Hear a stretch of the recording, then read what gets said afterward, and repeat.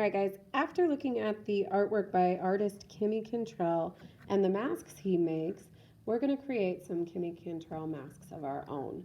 So here's an example of what ours might look like when finished. We are going to be using cardboard to create the relief sculptures. And remember, relief means that it sticks up off the surface, but is not in the round, something you can walk around. So our masks are going to start with this. You're going to need, and I'm going to put this one out of the way, you're going to need the rectangle of cardboard and probably a scrap piece of cardboard as well. The only other supplies you need today are scissors and glue and a pencil, so you can kind of draw out the shapes you want to use for your mask if you choose. Now I'm going to use a Sharpie instead of a pencil just so you can see the lines better that I'm creating. For the mask itself, you're going to start with just a large shape for your face. You need to make sure that you're taking up most of this rectangle to create your mask. Kimmy Cantrell masks tend to not be just a plain oval. So what I always tell people is start with an oval or an oval shape, so like an oval face shape. You notice mine's a little off. And then add to it. So for instance, I might choose to create an area that comes a little further out on one side. I might choose to cut away a little bit on the other. The main point is that most of your face fits on the rectangle and it is not quite a face shape or an oval shape. Next thing you're going to do is go ahead and cut out the base of your face or the base of your mask. We are using larger scissors today, so you shouldn't have any trouble cutting your cardboard.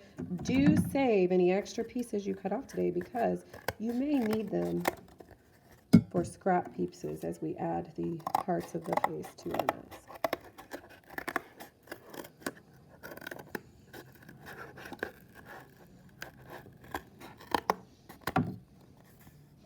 And that's going to be my face shape to start. Does not matter which side you use. I'm going to turn it to the white so you can see it better. Now, for the rest, I do want to have some kind of divider on my face so that you can see two separate parts. A lot of Kimmy Cantrell masks do that. So what I'm going to do for mine is I'm going to take this scrap paper and I'm going to go ahead and cut some designs or shapes into it first. Does not have to be curvy lines. I did curvy lines on my example.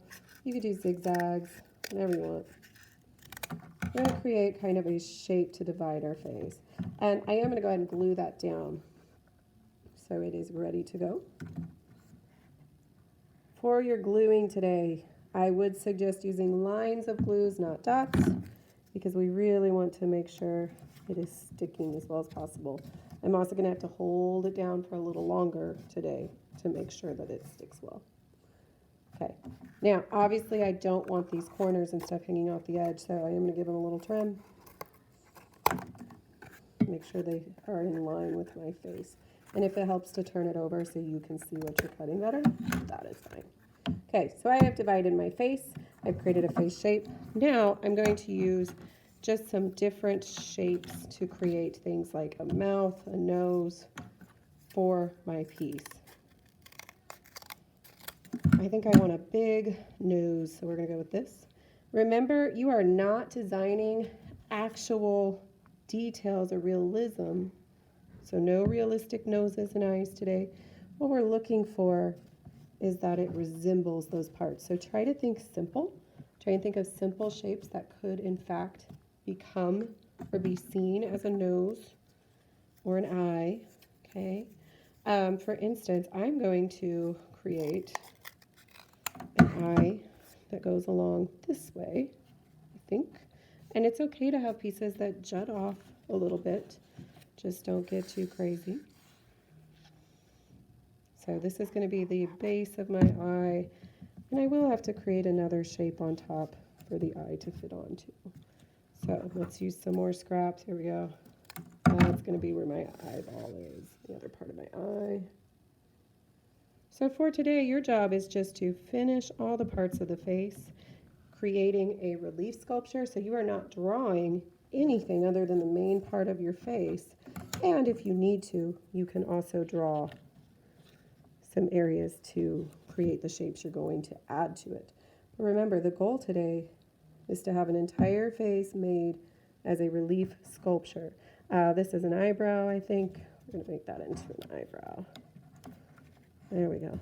So I have one eye, I've got a nose.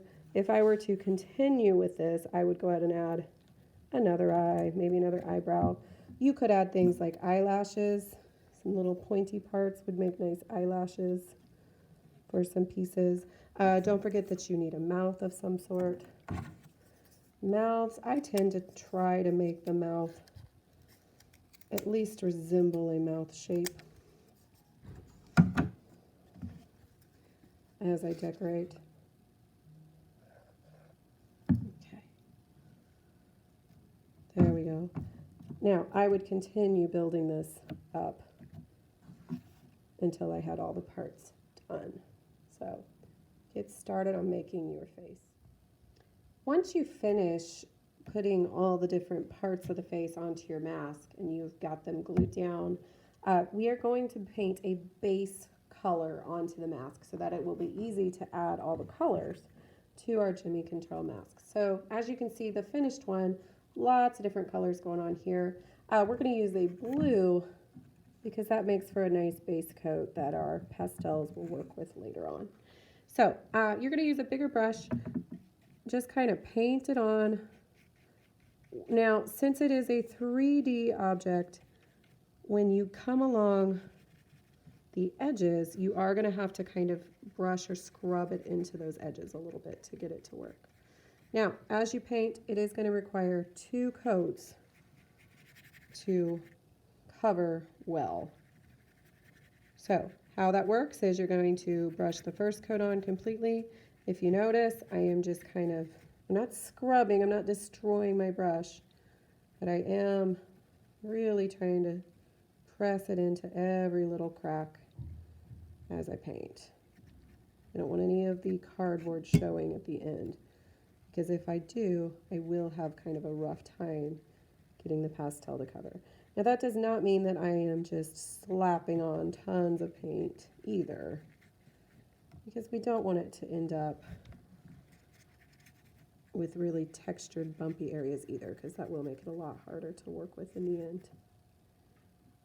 So go ahead, get your whole mask painted, and then you'll be ready to add in your pastels next class.